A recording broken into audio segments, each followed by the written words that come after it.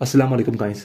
बहुत सारे लोग कहते हैं कि हमारी बाइक का जो स्पार्क प्लग है वो बिल्कुल ब्राउन कलर का निकलता है, उसके बावजूद हमें जो बाइक की एवरेज है वो ज़्यादा अच्छी देखने को नहीं मिलती। जैसे कि इस बाइक में है, इसका जो ये स्पार्क प्लग है ये बिल्कुल यहाँ से ब्राउन कलर का निकला है। इसका मतलब ये है कि इसकी जो बाइक की इंजन है इसमें बर्निंग सही हो रही है, इसमें जो पेट्रोल है वो कम ही जा रहा है। पेट्रोल कम जा रहा है इसीलिए इसका जो स्पार्क प्लग है ये यहाँ पर ब्राउन कलर का है, अदरवाइज ये ब्लैक होता।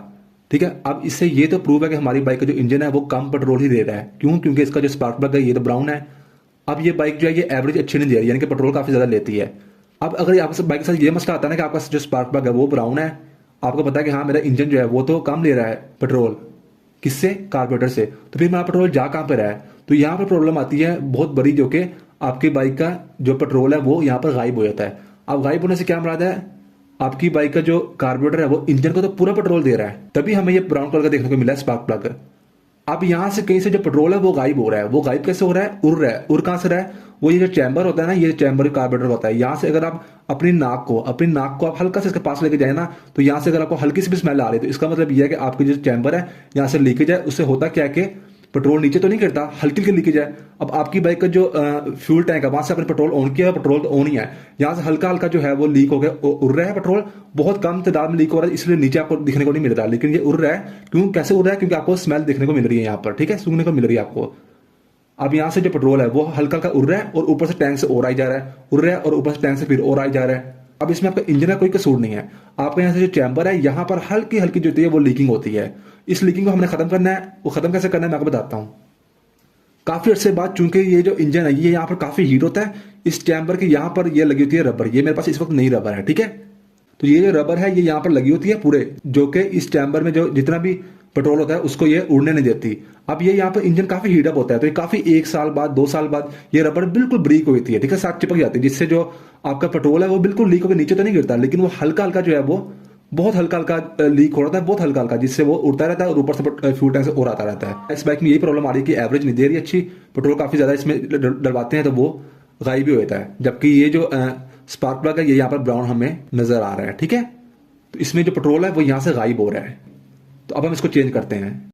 तो फ्रेंड्स, अब इस रबर को चेंज करने के लिए हमें सिर्फ और सिर्फ दो टूल्स चाहिए। एक हमें चाहिए 4 सर्किट स्क्रू ड्राइवर और एक चाहिए हमें 10 नंबर की। सबसे पहले आप हल्का से इसको ऐसे प्रेस करेंगे तो ये आपने एक्सीलरेटर केबल जो है आपने पूरी उतार लेनी है। पेट्रोल आप ऊपर से बंद करके पेट्रोल का जो पाइप है वो आप उतार लें, ठीक है, कार्बोरेटर से। मैंने पहले उतारा हुआ है उस साइड से। उसके बाद आप नीचे से खोला करें इसको। 10 नंबर की से एक इस साइड पर होता है और एक सेम ऐसा इस साइड पर।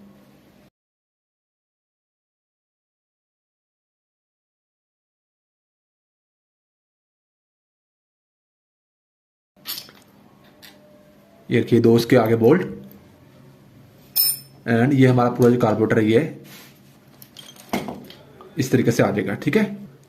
फ्रेंड्स, अब आपने इसका इस साइड पे स्क्रू होता है ये खोलना आपने, और सेम ऐसा इस साइड पर होता है, ठीक है।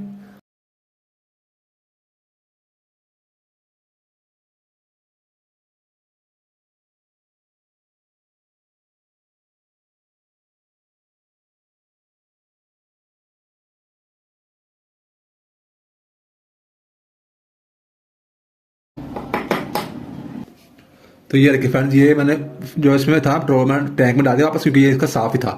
तो ये आप इसके आप रबर की कंडीशन चेक करें। ये देखिए, ये इसके देखिए, और ये न्यू वाली चेक करें आप।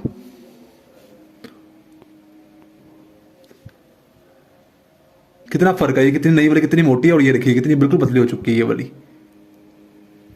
तो बल्कि फ्रेंड्स मैं आपको रख कर दिखाता हूँ। ये देखिए, ये पुरानी वाली थी ना, तो ये यहाँ पर अगर ये ऐसे रखी हुई है ना तो ये बिल्कुल इसके अंदर दब गई है, देखिए, ठीक है, फासला ही कोई नहीं है। और अब ये देखिए, ये अगर हम यहाँ पे रख के पूरा दबाते हैं ना इसको, तो ये अच्छी खासी बाहर है, ये देखिए। तो अब आपने ये वही लगानी है, इसको आप फेंक दें। तो जब आप इस कारपेंटर इसके ऊपर ऐसे रखेंगे ना, ये देखिए ऐसे रखेंगे आप ये देखिए इसके बीच में फासला है, ठीक है, क्योंकि रबर है। अब जैसे यहाँ पर हम एक स्क्रू यहाँ लगाएंगे, एक स्क्रू उस साइड लगाएंगे, लगा के दबाएंगे ना, तो ये आपस में दब जाएगा, रबर बिल्कुल दब जाएगी, जिससे जो पेट्रोल है वो चैम्बर से बाहर नहीं आएगा, क्योंकि ये पूरा चैम्बर से जो होता है ये भरा होता है पेट्रोल से। तो अब जैसे हम ये देखिए, मैं लगाता हूँ,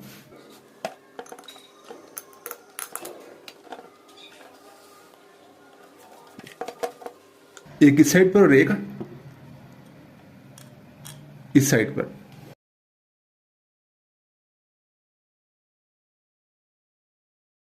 इनमें फासला ये रखिए, जैसे हम इसको टाइट करेंगे तो ये फासला खत्म हो जाएगा।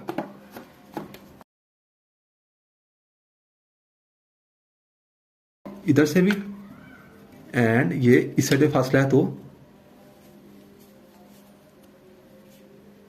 ये देखिए बिल्कुल दब गई।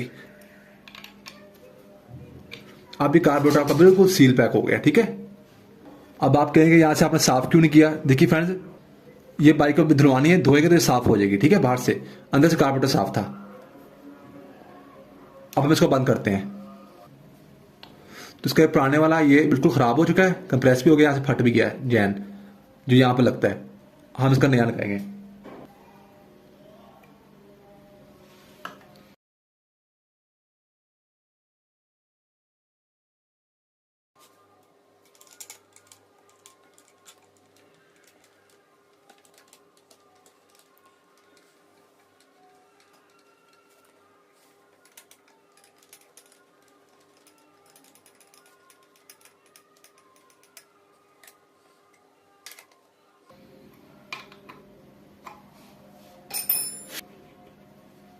उसके बाद आपने पेट्रोल का जो पाइप है वो लगा देना वापस।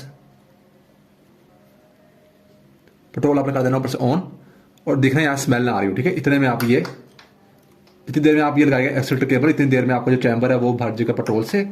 फिर आपने उसके बाद चेक करने के लिए मैंने ऊपर से ऑन कर दिया, फिर आपने उसके बाद नाक ये लेके जानी है यहाँ पर। स्मेल बिल्कुल नहीं आनी चाहिए। ठीक है, और नहीं आएगी, अगर आपने नया लगा दिया ना तो फिर बिल्कुल भी स्मेल नहीं आएगी। ये साइड हमेशा जो होती है वो रेस वाली स्क्रू सामने आती है।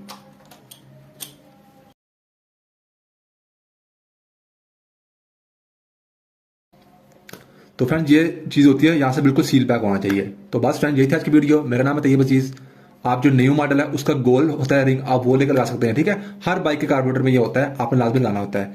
चेक करने का तरीका, नाक को लेकर जाना है पास, स्मेल आ रही है, खोल के आपने 20 रुपये का आएगा ये छल्ला, ये आपने चेंज कर देना। ठीक है, इसको रबर का, कार्बोरेटर के चैम्बर का जो छल्ला है इसको ये भी बोलते होते हैं, और कार्बोरेटर के चैम्बर की रबर भी बोलते होते हैं। तो आप ये लेकर लगा सकते हैं कोई भी बाइक हो उसके अकॉर्डिंग। तो मेरा नाम है तैयब अजीज। थैंक्स एंड अल्लाह हाफिज़। इसको अच्छे से आपने टाइट कर लेना है।